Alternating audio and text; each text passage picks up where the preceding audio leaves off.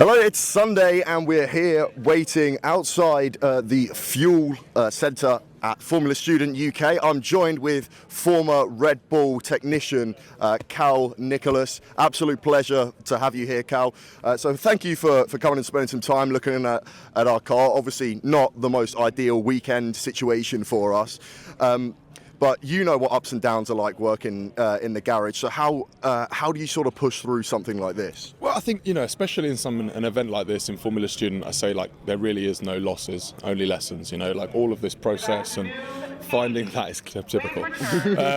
Finding all these little faults and things that you didn't see coming before, it's all part of this process. We all have days where it doesn't go to plan, and like you said, it's about how you sort of bounce back and you sort of push through those things. So look, I don't look at it as like you're having a bad day. I look at it as you're having a learning day. Absolutely, yeah, a learning day indeed. So, Formula Student is all about learning. We're all students at the end of the day. So how, it's obviously a smaller scale Formula team. So what sort of skills can these people, because for a lot of the people here, it's the first time they've ever been able to work on a race car, and that's something that they want to do. What kind of skills can people learn here that can bring real value when looking for these kind of jobs? Well, I mean, for starters, the reason that initiatives like Formula Student are so important is because regardless of what you want to do in motorsport, it's an opportunity to get real trackside experience. Be at the track, hands-on, see how things work, not just in terms of the cars, but in terms of the operation and all the things that you need to do to get a race car out on track.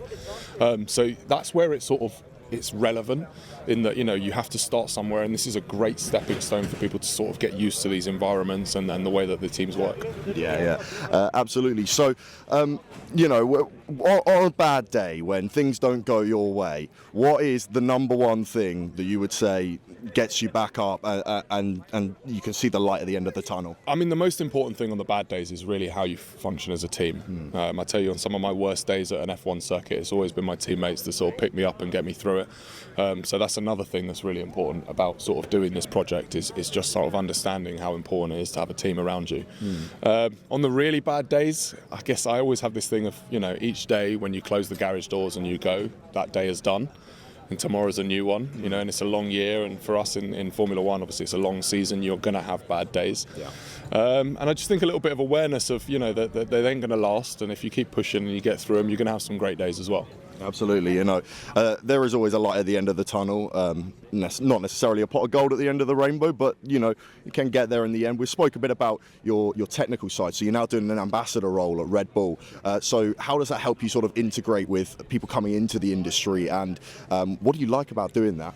Well, yeah, I mean, look, one of the reasons that I really wanted to take on this role when there was the opportunity was to come and do events like this. I feel a real responsibility to sort of try and help the next generation of mechanics and technicians and engineers find their way in the sport. When I embarked on my motorsport journey back in 2009, there really wasn't a lot of information or insight about the industry. It was sort of this mythical thing, and people didn't really know how you progressed in careers. So to have the opportunity to sort of give back a little bit and help the next generation on their journey, that's one of the biggest things of the role for me.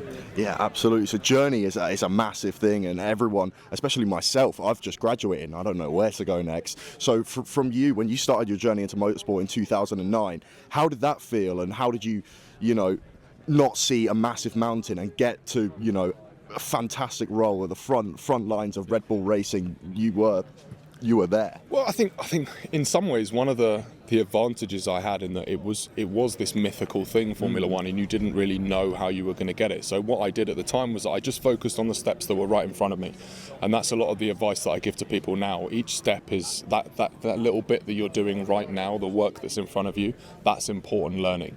The one thing that most people in Formula One share is that we've done a lot of junior motorsport before Formula One, loads of other series, loads of other cars, and it's that sort of wealth of experience and sort of all of the skills that you gain from those different things that are really valuable to you. So I say to people, focus on the things that are in front of you right now.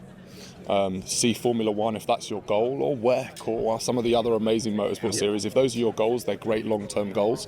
I say to people, look at the work that you've got in front of you right now, and look at what this step is right now and what you're learning, and then look to the next step, and then the next one and the next one, and have a little bit of faith that all of these things come together, and that the paths to Formula One are never straightforward. Absolutely. They're often meandering, and so you can go off on tangents and still get to where you want to go. So don't worry that you might not feel right now that you're on the right path. As long as you're doing stuff and you're involved and you're continuing to engage with motorsport, you can still put yourself on that path you want to be on. So about your pathway, just tell us a little bit about that. Obviously, we've seen you, at Red Bull, and you've done your content creation and ambassador work now. But take it back before Red Bull. What were your steps first getting into technical roles? Yes, I mean, I was a road car mechanic. I was fixing people's dirty old Renaults, servicing cars. I re-enrolled. I got the opportunity to attend the British Grand Prix here in 2009, and that was sort of the moment that inspired me. I got to do the pit lane walk, and I watched all these mechanics preparing for the race, and I was just like, well, I can do those jobs. Yeah. It's the same sort of skill set. And I re-enrolled at college. We're really lucky here at Silverstone Circuit. Not only do we have the UTC, we've got the National College for Motorsport here. And I enrolled there. You studied right here in Silverstone? Yeah, this was it. The first race I ever attended. Then this was where I attended college, and actually this was the first time I worked as a mechanic, was in this very pit lane. So it's one of those things from that point on when I was at college, it was, like I said, about working the steps. I found work experience working for small teams in any racing I could, and then got my first apprenticeship doing GP3 or F3 as we call it now. And then I carried on doing that, and I got the opportunity to do Le Mans and loads of other series and junior formulas before I got my first Formula 1 job. Okay, absolutely. I think we're just about out of time there, but it's been an absolute pleasure to talk to you, mate. It's been absolutely brilliant. I wish you all the best. You've given us some really good insight, so thank you very much. Calum Nichols from Red Bull Racing here with us at Salford Racing. Thank you very much, Cal, and we'll see you later. Have a great one, Thanks, mate. man. Take care. Cheers.